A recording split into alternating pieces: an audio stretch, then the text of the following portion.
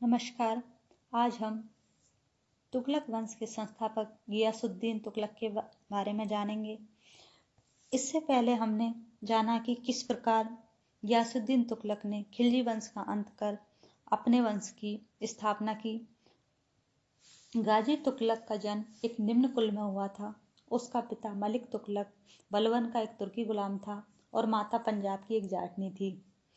उसने अपना जीवन एक साधारण सैनिक के रूप में प्रारंभ किया था और अपनी योग्यता एवं परिश्रम से महत्वपूर्ण पद प्राप्त किए।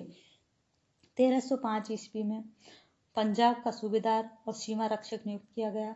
उसने बार बार मंगलों के विरुद्ध पराक्रम दिखाया, जिस कारण वह मलिक उल गाजी के नाम से विख्यात हुआ। 8 सितंबर 1320 को वह गियासुद्दीन तुगलक गाजी के नाम से सिंहासन पर बैठा। वह दिल्ली का प्रथम सुल्तान था जिसने अपने नाम के साथ गाजी शब्द जोड़ा।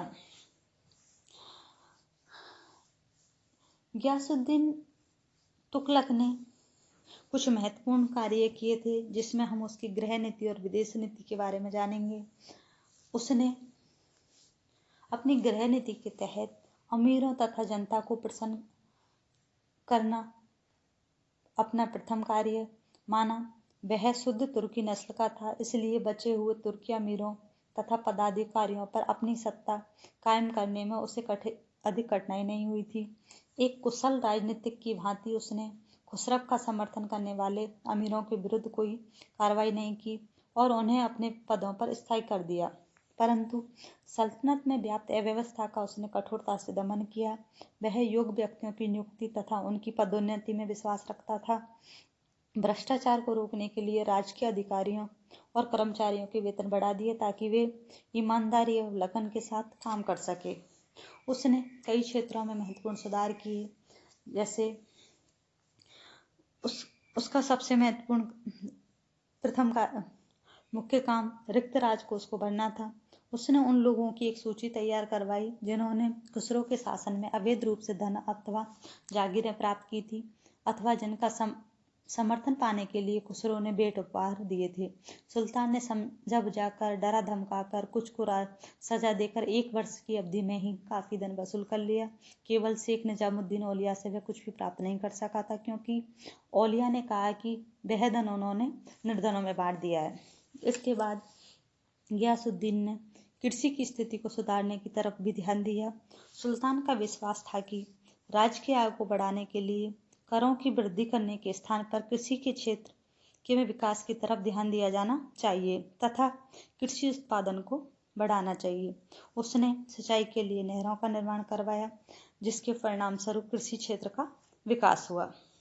इसके बाद गियासुद्दीन ने यातायात के साधनों में उन्नति करने का प्रयत्न किया, सड़कें साफ करवाई तथा जनता की सुविधा के लिए किलों, पुलों और नहरों का निर्माण करवाया। उसने डाक व्यवस्था में भी पर्याप्त सुधार किए। 2 या 3 मील की दूरी पर डाक चौकियां कायम की गई और वहां समाचार लाने ले जाने वाले हरकारों तथा घुड़सवारों को नियुक्त किया गया। मुबारक शाह तथा खुसरव के शासनकाल में पुलिस और न्याय व्यवस्था अस्त व्यस्त हो गई थी। गियासुद्दीन तुगलक ने पुलिस विभाग को पुनर्गठित किया। उसने राजकीय ऋण वसूल करने के लिए शारीरिक यातनाएं देने की प्रथा को बंद कर दिया।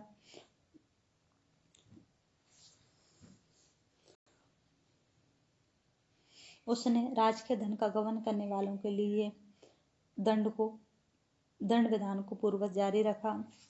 हिंदुओं के प्रति सुल्तान की नीतियों को न तो प्रशंसनीय कहा जा सकता है और न ही अलाउद्दीन की भांति अत्यधिक कठोर। उसने अपने अधिकारियों को यह आदेश दिया कि लगान तथा अन्य कर वसूल करते समय हिंदुओं के साथ ऐसा व्यवहार किया जाए कि वे लोग धन की अधिकता से अंधे होकर विरोधी तथा षड्यंत्रकारी न बन जाएं, और साथ ही ऐसा भी न हो कि निर्धनता के कारण वे कृषि कार्य को त्याग दें। इसके बाद गियासुद्दीन ने सेना में व्याप्त अनुशासनहीनता को दूर करने की तरफ भी विशेष ध्यान दिया। उसने सैनिकों का होलिया रखने और घोड़ों को दागने आदि अलाउद्दीन के सुधारों को पूर्ववत जारी रखा। सुल्तान समय समय पर स्वयं सेना का निरीक्षण करता था और प्राय अपने सामने वेतन वितरित करता था। गियासुद्दीन एक उदार शासक था और उसने अपाहिजों, असहायों तथा अति निर्धन लोगों के लिए दानशालाएं स्थापित की। सुल्तान विद्या का संरक्षक था। अनेक कवि तथा विद्वान उसके दरबार में आश्रय पाते थे। उसे इमारतों का बड़ा शौक था। अपने शासन के शुरू में ही उसने एक विशाल दुर्ग की नींव डाली जो तुगलकाबाद के नाम से प्रसिद्ध हुआ। वह अपने निजी जीवन में ईश्वर से डरने वाला एक कट्टर सुन्नी मुसलमान था। अपने धर्म के नियमों में उसे आस्था थी और उनका वह बड़ी सावधानी से पालन करता था। वह सनातनी इस्लाम के पोषक के रूप में सिंहासन पर बैठा, इसलिए उसके लिए धर्मांध मुसलमान जैसा आचरण करना स्वाभाविक था। उसने मुहैया शिव नियुक्त किए जिनका काम जनता की चारित्रिक उन्नति की तरफ ध्यान देना था। वह मद्यपान, व्यभिचार, संगीत एवं नृत्य को धर्म विरुद्ध मानता था। संगीत के प्रश्न पर ही औलिया के साथ उसका विवाद हुआ। अन्य धर्मावलंबियों पर उसने धर्म के नाम पर अधिक अत्याचार नहीं किया, किंतु अपनी सैनिक यात्राओं के समय उसने मूर्तियों तथा मंदिरों का अवश्य विध्वंस किया। इस प्रकार हमने उसकी गृह नीति को जाना कि उसने कौन कौन से क्षेत्र में कौन कौन से महत्वपूर्ण कार्य किए। अब हम उसकी विदेश नीति के बारे में जानेंगे। गियासुद्दीन तुगलक एक महान साम्राज्यवादी शासक था। उसने उन क्षेत्रों को भी पुनः सल्तनत के अंतर्गत लाने का प्रयास किया जो मुबारक शाह और खुसरो के शासनकाल में दिल्ली की प्रभुसत्ता को त्याग चुके थे। उसने 1321 में अपने पुत्र जूना खां को वारंगल पर आक्रमण करने के लिए भेजा, किंतु उसका प्रथम आक्रमण विफल हुआ।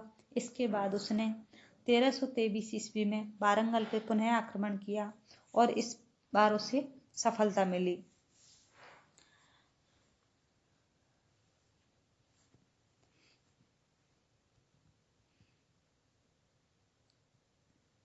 तेलंगाना से दिल्ली लौटते समय मार्ग में जूना खां ने उड़ीसा के उत्कल राज्य पर धावा मारा और वहां से बहुत सा धन लेकर दिल्ली लौट गया।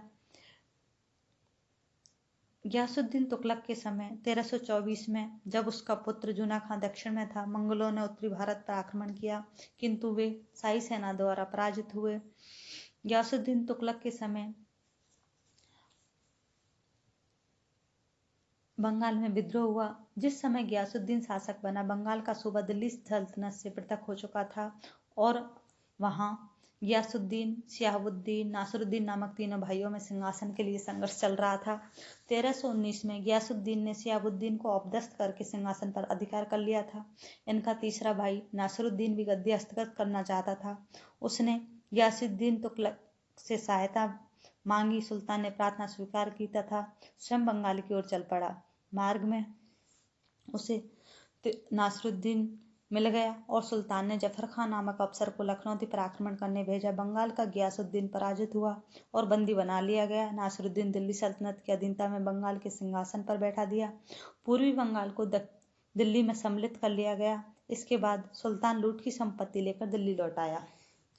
अब हम गियासुद्दीन की मृत्यु के बारे में जानेंगे। जब सुल्तान बंगाल में था, तब उससे सूचना मिली कि युवराज जूना खां शेख ओलिया का शिष्य बन गया है और उसने उसके शीघ्र सुल्तान बनने की भविष्यवाणी की है।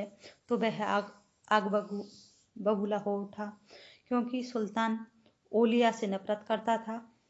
अतः सुल्तान ने मार्ग से ही ओलिया को आदेश भिजवाया कि उसके दिल्ली पहुंचने से पूर्व ही वह दिल्ली छोड़ दे। इस पर ओलिया ने कहा, हुनूज दिल्ली दूर अस्त, अर्थात दिल्ली अभी दूर है।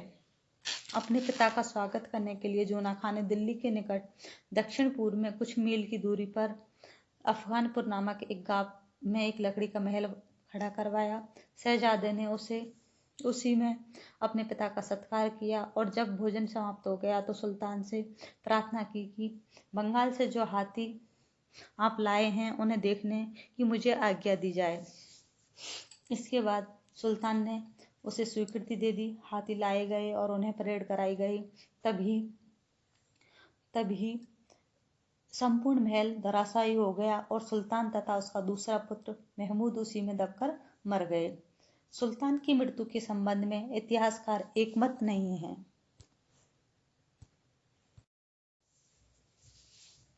समकालीन इतिहासकार बर्नी और इब्न बतूता ने परस्पर विरोधी मत दिए हैं। वर्नी के अनुसार अचानक बिजली गिरने से बिजली गिरने से महल लड़खड़ा गया और सुल्तान दबकर मर गया। डॉक्टर मेहंदी हसन और डॉक्टर बीपी सक्सेना ने बनने के विवरण को सही मानकर जूना खां को निर्दोष बताया है। इब्न बतूता के अनुसार महल इस ढंग से बनाया गया था कि हाथियों द्वारा एक विशेष स्थान पर छुए जाने से गिर सकता था। डॉक्टर ईश्वरी प्रसाद मुलजले हैक, आशीर्वादीलाल श्रीवास्तव, मजूमदार आदि आधुनिक इतिहासकारों ने इब्न बतूता को सही मानते हुए जूना खां को पितृहंता ठहराया है।